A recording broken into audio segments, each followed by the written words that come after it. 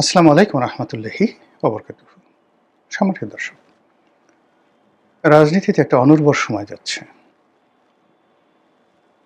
চারিদিকে একটা অদ্ভুত পরিবেশ। যেখানে একটা রাজনৈতিক যে পরিবেশ নার্সিং হবে ঠিক সেরকম একটি অবস্থা এই মুহূর্তে বিরাজ করছেন এবং আগামীতে যে পরিবেশ পরিস্থিতি তৈরি হতে যাচ্ছে বা রাজনীতির যে টার্নিং পয়েন্ট, সেই টার্নিং পয়েন্টগুলো আমাদের যারা রাজনীতি আমরা করছি, কোনো জেনারেশনের জন্য এটি ভালো ফলাফল বয়ে আনবে না।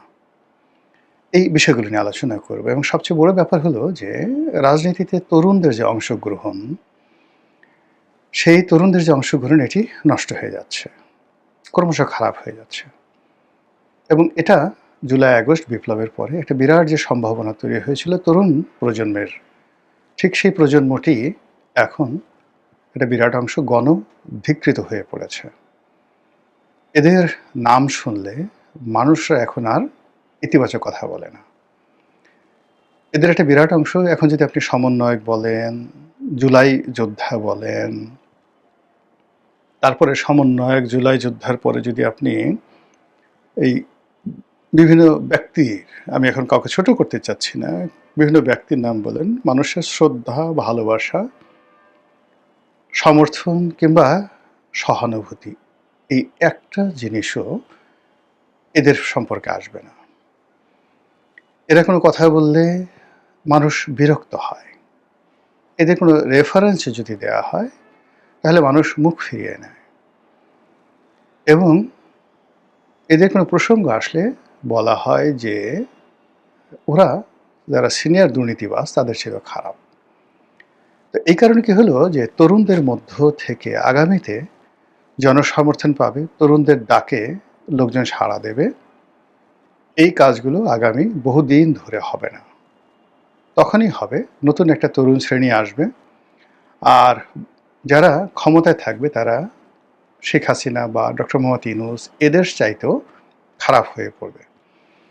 মানুষ যখন হাহাকার করতে থাকবে তখন তরুণদের মধ্যে থেকে আবার যখন কেউ আসবে, জাগো বাহে কণ্ঠে সবাই, তখন এই প্রজন্মকে ভুলে গিয়ে মানুষ সেই ৫২'র সালাম, রফিক, বরকতের কথা চিন্তা করবে।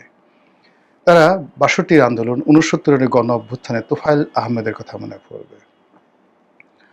তারা এরশাদ জামানাতে ঢাকা বিশ্ববিদ্যালয়ের সর্বদলীয় ছাত্র ঐক্যের নেতাদের কথা মনে করবে। কিন্তু এই যে সাম্প্রতিক সময় লেটেস্ট যে গ্রুপটি যাদের নেতৃত্বে শেখ হাসিনার বিরুদ্ধে বিপ্লব হয়েছে, এদের কারো কথা ইতিহাসে লিখিত থাকবে না।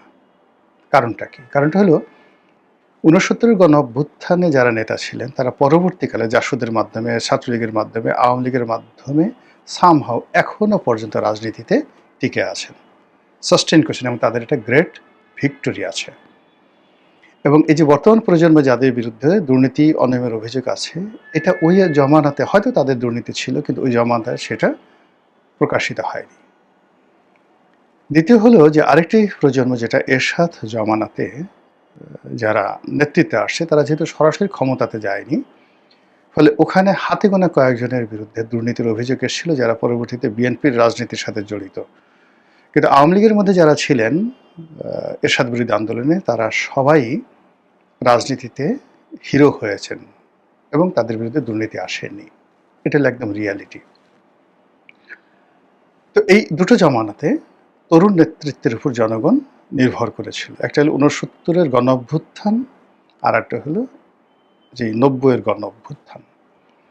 আর তৃতীয় যে গণ অভ্যুত্থানটা আমাদের দেশে হলো ২০২৪-এ। এইখানে যারা তরুণ প্রজন্মে এসছেন এরা মোরললেস, যারা ফ্রন্ট লাইনে আসছেন সবাই তাদের ফেস হারিয়েছেন।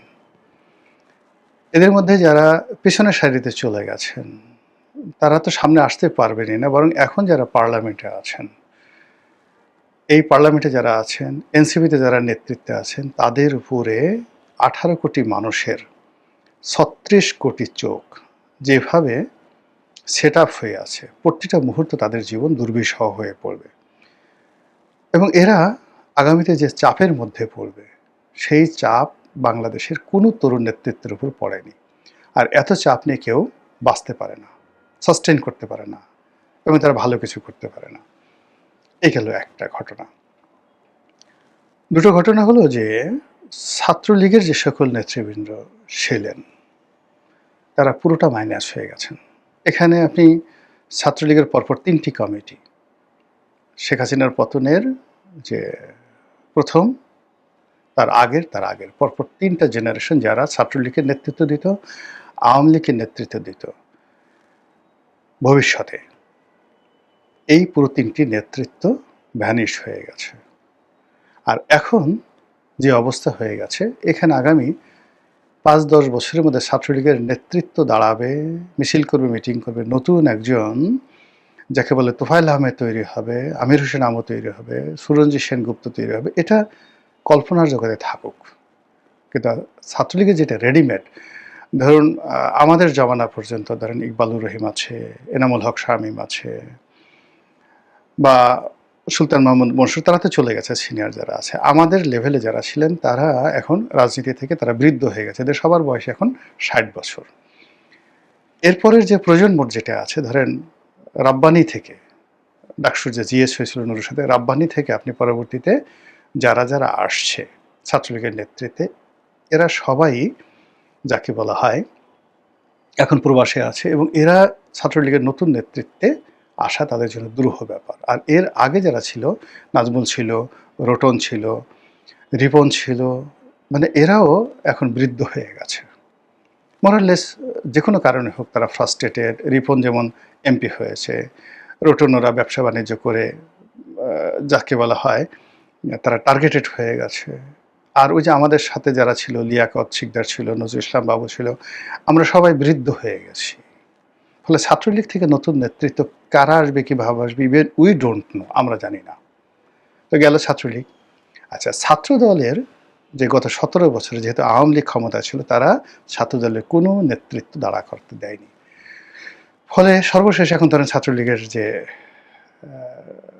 ছাত্র দলের যে সভাপতি রাকিব বা অন্যান্য যারা আছে, এরা এই ক্ষমতায় আসার পরে তারা বুঝতে পারছে না যে তাদের কি করা উচিত। তাদের কি তারেক রহমান সাহেবের গাড়ির পেছনে দৌড়ানো উচিত, তাদেরকে চেয়ারের নিচে বসে থাকা উচিত, বা তারেক রহমান সাহেব যে মঞ্চে বসে আছেন সেই মঞ্চের নিচে তাদের মানে যাকে বলা হয় দাঁড়িয়ে স্লোগান দেওয়া উচিত, নাকি দলকে সুসংগঠিত করা উচিত, তারা এটা বুঝে না। তারা এখনো বুঝতেছে না যে তারা কি শিবিরের সাথে মানে প্রতিযোগিতা করবে, থানায় গিয়ে কর্মীদেরকে ছাড়িয়ে নিয়ে আসবে, নাকি নিজেরা গিয়ে আবার আওয়ামী লীগ জমানার মতো মার খাবে। তারা এইভাবে বুঝতে পারছেন, এবং একই অবস্থা শিবিরের। আর এনসিপির কথা তো বললামই। ফলে এই যে একটা ব্যারেন টাইম, এই ব্যারেন টাইমে তরুণদের কোনো নেতৃত্ব তৈরি হচ্ছে না। অধিকান্ত আপনি এখন রাজনীতির একটা যাকে বলা হয় সাধারণ, মানে অলৌকিক যদি কোনো কিছু না ঘটে, মিরাকেল যদি কোনো কিছু না ঘটে, তাহলে যেটা হবে সেটা হলো যে এখন ছাত্রলীগের, যুবলীগের, যুব দলের, ছাত্র দলের কিংবা অন্য যে কোনো ছাত্র সংগঠনের, তাদের এই বর্তমান ক্ষমতার প্রেক্ষাপটে কাজ করার কোনো রকম সুযোগ নেই। ক্যাম্পাসগুলোতে সরকার বিরোধী মিছিল হবে, মিটিং হবে, এটা এই মুহূর্তে কল্পনাই করা যায় না, কল্পনাই করা যায় না। আর মানুষ এখন হরতালের রাজনীতি, তারপরে শেষে মারামারি, কাটাকাটি, বন্দুকবাজি, গুলাগুলি, এই টোটাল জিনিসগুলো যাকে বলা হয় তারা এখন এটা যাকে বলে কল্পনাই করা যায় না মানুষ। আবার ছাত্র শিবির যেভাবে গুপ্ত রাজনীতি করেছে, ক্যাম্পাস কেন্দ্রিক রাজনীতি করছে, ওটাও এই বর্তমান জমানাতে কেমন যেন একটা কমপ্লেক্সের মধ্যে চলে গেছে। দ্বিতীয়ত হলো যে এখনকার যে রাজনীতির, এটা 90% নির্ভর করছে অর্থনৈতিক সফলতার উপরে। জাস্ট লাইক আমেরিকা, ইউরোপ, একটা সরকার সফল হতে পারবে তার অর্থনৈতিক কর্মকাণ্ডের দ্বারা। আর বিরোধী দল কেবলই মাত্র সরকার ফেল করবে, ফেল করার পরে বিরোধী দলকে সেই সুযোগটা নিতে হবে। এর বাইরে বিরোধী দল রাজপথে দাঁড়িয়ে লড়াই করে, বিপ্লব করে, সরকারের পতন ঘটিয়ে তারপরে ক্ষমতা আসতে পারবে, এটা অসম্ভব ব্যাপার। অধিকাংশ যেটা হচ্ছে যে এখন পুরো বৈশ্বিক অবস্থা, দেশীয় অবস্থা, আঞ্চলিক অবস্থা,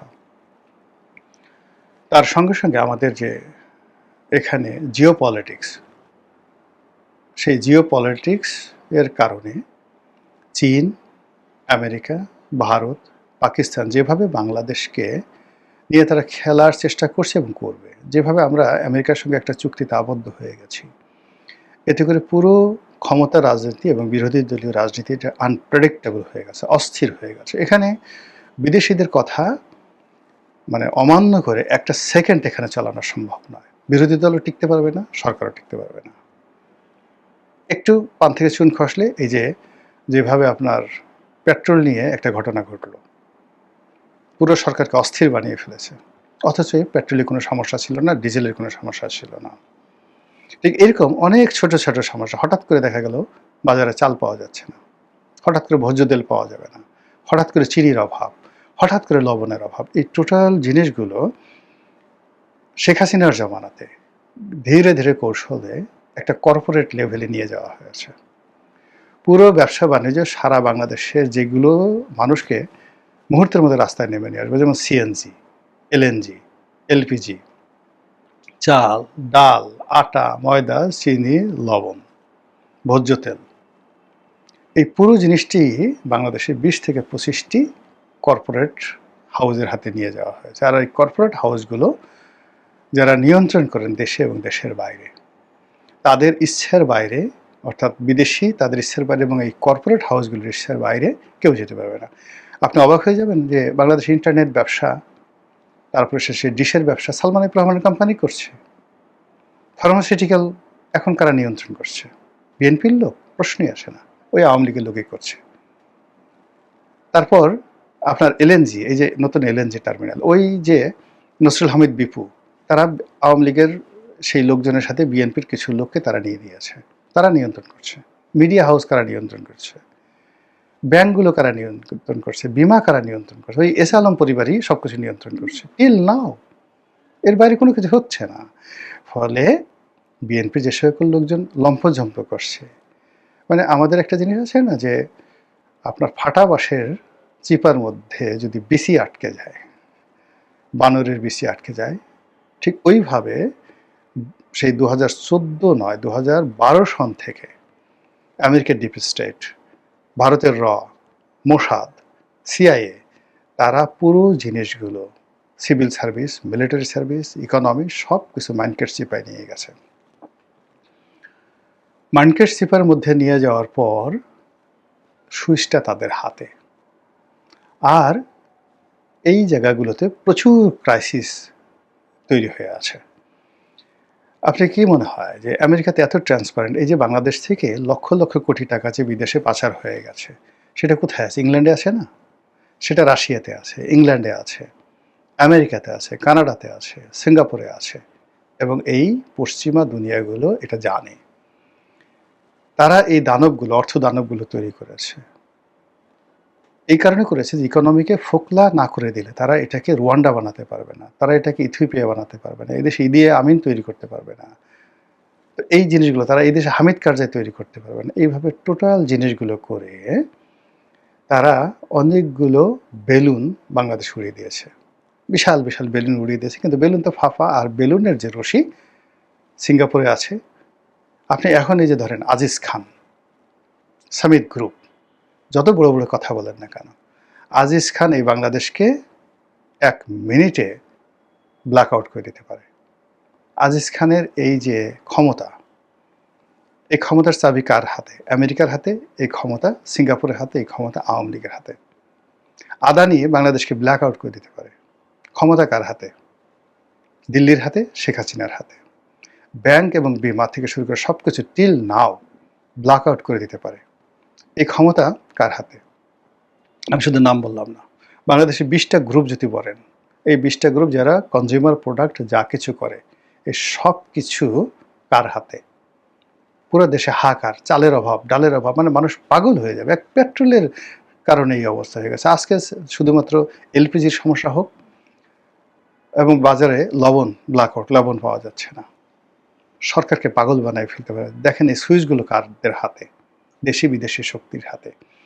সেই দেশি বিদেশি শক্তি তারা যে ফাইটগুলো করছে, সেই ফাইটের যে জায়গাতে অস্থিরতা থাকবে, অনিশ্চয়তা থাকবে, তারপর শেষে আরও অনেকগুলো সমস্যা থাকবে, কিন্তু রাজনীতির যে সহনশীলতা, রাজনীতির যে উর্বরতা, এগুলো থাকবে না। তার ফলে কি হলো, এই রাজনীতিতে যারা পরিবর্তন আনবে, তরুণ, সেই তরুণদের যে ফার্টাইলিটি, উর্বর ভূমি, সেটা নষ্ট করে দেওয়া হয়েছে।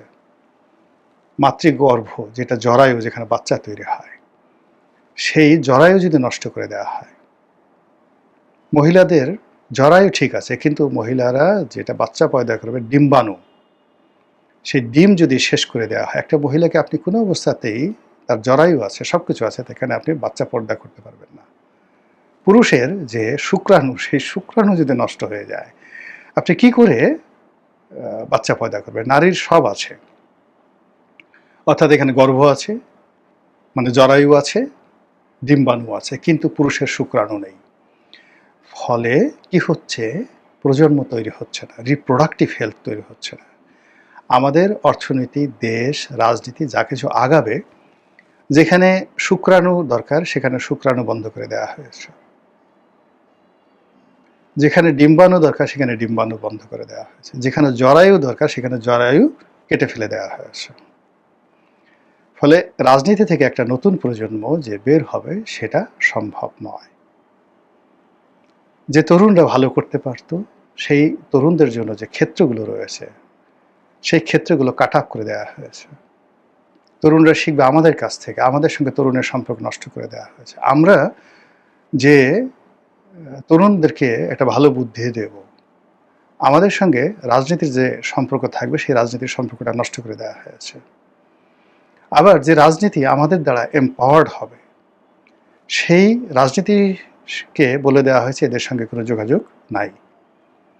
তালিকা করে করে দেওয়া হয়েছে যে এই লোকগুলো ক্ষমতার ধারে কাছে আসতে পারবে না, এই লোকগুলোর মনোনয়ন পাবে না, এই লোকগুলোকে মনোনয়ন দিতে হবে।